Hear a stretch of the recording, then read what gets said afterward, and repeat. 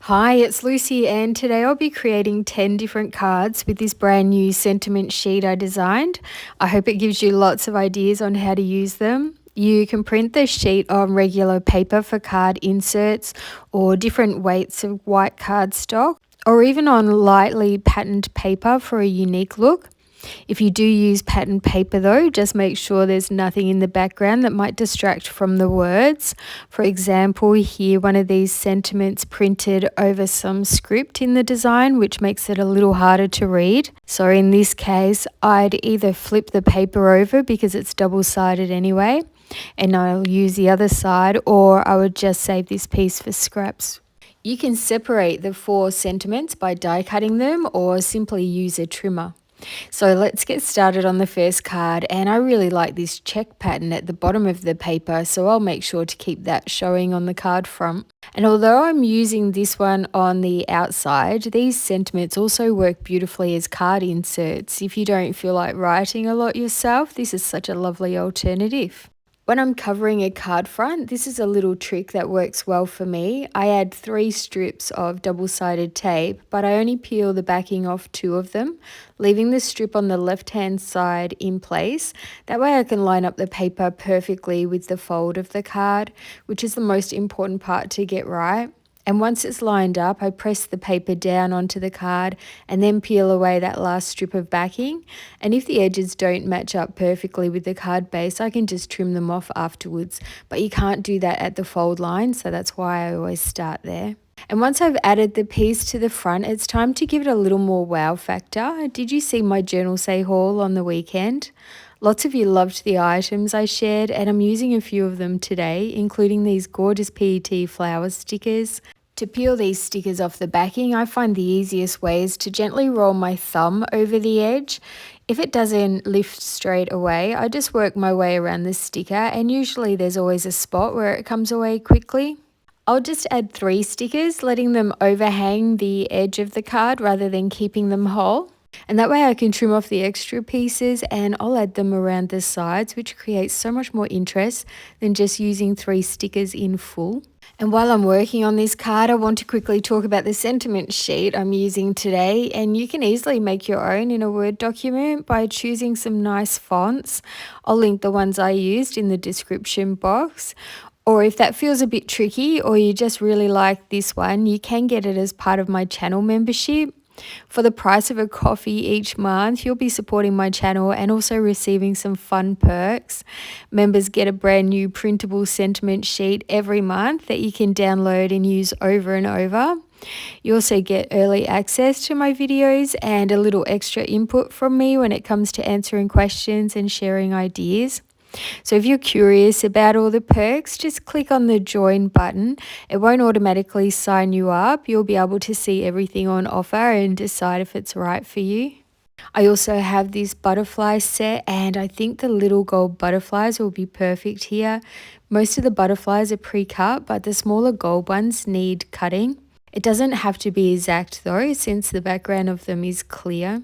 And to finish, I'll try out a few different flower stickers to decorate the inside as well. I love this one for the top right, and I'll have it just touching over the edges. And just like that, the first card is finished. It's super simple, but it's quite beautiful, would you agree? And you could even make a matching envelope as well with one of the floral stickers. For this next card, I've die cut the sentiment using a smaller rectangle die so I can add a lovely border around it, and I'm using this orange check paper, which is perfect for the card. Here's a simple way to cover your card front and make sure it lines up perfectly with the base. Add 3 strips of double-sided tape to the card base, then place the paper you want to use face down. Peel the tape backings and press the card base onto the paper, and once it's stuck you can just trim around the edges of the card, and this way you know it will cover the base perfectly. You'll find I rarely measure anything if I can get away with it. And next I'm adding 2 pieces of scrap paper under the sentiment. This gives lovely height without needing lots of expensive foam tape. Okay, so I've added the sentiment to the card front, and here's another tip. It would have been easier to add the flowers and butterflies while the sentiment piece was still flat on my desk, as it's much simpler to cut around than now that it's sitting on the card. but we can all learn from these little mistakes, which is why I leave them in. I'm adding these flowers from last month's Journal Say box, which are the perfect colour for this card. I love how the designer paper I used was just one sheet, yet these two cards end up looking like they weren't made from the same paper at all. The paper here is an older, uniquely creative one from the Hello Baby Girl collection, but if you don't have that, you can always look through your stash for something suitable to print your sentiments on. And I can't wait to do more of these in future. You can even personalize your sentiments, for example, happy birthday Tracy on the front, and then build your card around that. I've created personalized cards like that on video before, and they've always turned out really special. And then once I've finished, here are the two cards with the sentiments printed on designer paper. I think it looks really nice. I hope they give you a great idea whether you're a member using my sheet or creating your own at home. Now I'm cutting some of the sentiments from white card, and my electric die cutting machine makes it super easy cutting the whole sheet at once. If you don't die cut, I've added really light cut lines so you can trim them by hand as well. And when you print sentiments with plenty of spacing, you can get creative, like I'm using squares, circles, and different sized rectangles for these cards. And if you want to make your own printables but don't have fancy fonts but are interested in them, I get mine from Creative Fabrica. I've linked their store in the description. They have thousands of fonts, millions of images, and even SVG cutting files for 3D crafts if you're interested in that. I use at least one of their items in almost every video, from thumbnails to sentiments. They even have an AI section where you can create exactly what you need. It's just a treasure trove for crafters. I have the yearly membership, so I can download everything and anything that I want for the whole year. But you can also just purchase per item as well. They even have some freebies and some really nice font freebies. This next card came together in about a minute, can you believe it? I just picked a few pieces from 3 different sticker packs and it's done. I love making layered cards that take more time, but it's also nice to have a really productive day where you can whip up lots of cards that you love. And these sticker packs were from my latest Journal Say haul in that video. And did you see I'm running a giveaway to celebrate reaching 25,000 subscribers? There's 4 $50 Journal Say vouchers up for grabs, which works out to be about 70 Australian dollars for us Aussies. Entries close in about a week, so head to that video for the details and how to enter. Their prices are always so good, but they also have a huge sale on right now with up to 67% off and free shipping to anywhere with orders over $29 US. I hope you don't mind me mentioning companies I really love and have been using for years, or when I spot a great bargain or a freebie or a sale worth sharing. What did you think of this card? Isn't it so cute? Okay, now I'm making one more cute card, and this one's for cat lovers. I'm using these kitten stickers to make a little scene. And first I'll lightly ink the edges for some sky and grass, and you could take it further if you like by stenciling on some clouds or even using stickers or ephemera for clouds. I'm using Distress Oxides, and Aussie is Uniquely Creative now stock these, even the small pad sets. So handy if you don't ink a lot. And I wish they'd been around when I first bought mine, because I ended up with nearly every colour in the huge big ink pads. And now I'm going to pop on the kittens, and I'm going to have one looking at the jumper and one's laughing, he's so cute, and another breaking out of the card. I just think they're so fun. And these sticker packs are only $1.62 for 50 stickers, and they come in different colours too. And then the card's done, and you could always add a kitten or two inside the card or on the envelope as well. For this card, I'm using the same flower stickers and sentiment piece as my first card, but it'll look completely different. I tested fired brick and aged mahogany inks, and the mahogany one, I'll blend it further into the card piece this time too. And I only need to use 2 stickers, and I'll save the trimmed pieces to add inside later. The sentiment is die cut with a smaller rectangle, so I'm going to layer it onto gold card, and it pairs so nicely with the burgundy tones. And for the background, I dug out an old paper from my stash. I like to pop these type of papers that are mostly one colour with my matching cardstock colours, so they're easy to find instead of always grabbing just plain flat colours. And inside, I've now added those leftover sticker bits, and here's the finished card. I almost reached for Nouveau drops, but I decided not to this time. I like it how it is. For this next card, I'm cutting into my watercolor multicolored and gold shimmer PET tape. Isn't it stunning? And then for the focal point, I've chosen two of the girls holding cocktails, which I thought worked perfectly with the cheers sentiment, even though it's a bit more on the masculine side. And I will be creating some masculine cards in a moment too. I'll also add a matching border and another girl inside the card.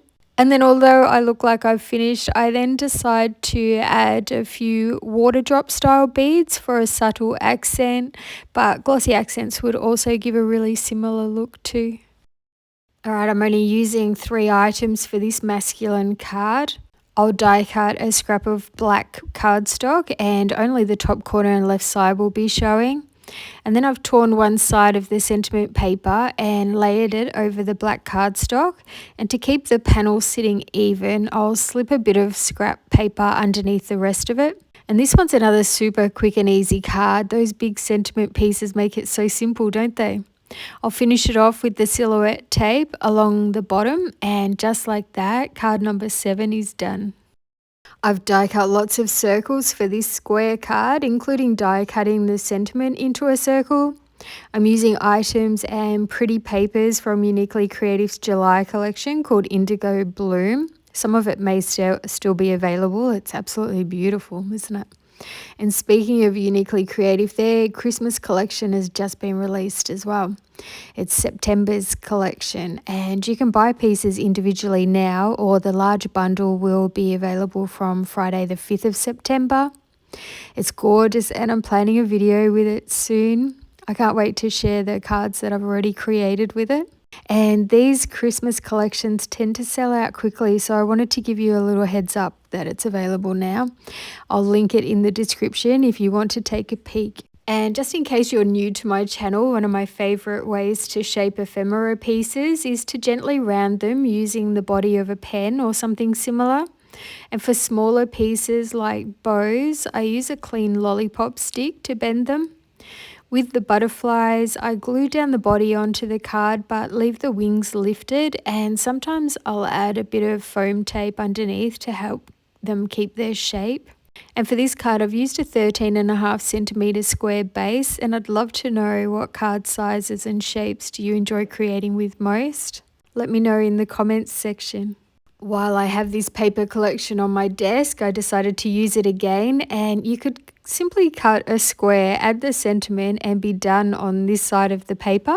But I like to show you a few more ideas than that, so we'll get a little fancier, but don't worry, it's still a really quick card. And I love this striped paper and the lilac one next to it, so now I just have to decide how to place them. And once I've chosen which way round it'll go, I die cut them with my stitched square dies. No measuring needed, and the stitching detail always gives the papers a lovely finished look. And I'll attach both papers and the sentiment flat onto the card with no extra layers in between. And to finish, I'm adding a couple of shimmery watercolor PET stickers with silver elements in them, and a girl on a bike sticker from my last haul, and one of the flower ephemera pieces on foam tape. And just like that, card number 9 is finished. On to the last card, and do you remember seeing these packs in my Journal Say haul video?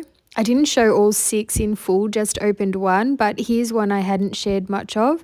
And I'm using a grungy brick paper as the backdrop, and it's perfect for this 10th card. I've had these 4 sticker books in my stash for a while, and they're still available, I think. I'll use a washi sticker strip along the bottom of the sentiment. And all these stickers come in washi and PET, the clear background versions. And this is going to be another quick masculine card. I'm popping the sentiment piece on top of a couple of scrap paper layers so it sits up slightly on the card. And then I'll just finish it off with doodling a scribbly border using a thin black marker. And I think that really ties it all together and finishes the card. So here's the sentiment sheet I created and used today. If you'd like to use this exact sheet, it's available for my channel members this month. Of course, you can also create your own sentiments and use the same ideas. And if you love the fonts I used, I'll have them all listed and linked in the description too. And if you're curious about my new membership option, just click the join button. You'll be able to see all the perks for $4 US or $6 Australian a month. It won't automatically sign you up, it just shows you what's included. And I want to say a big thank you to the 28 lovely ladies who joined in this first month. I hope you've been enjoying your membership so far. The September sentiment sheet is already available to download, and I'd love to hear which card was everyone's favourite today or what idea you're excited to try. I always love hearing everyone's thoughts.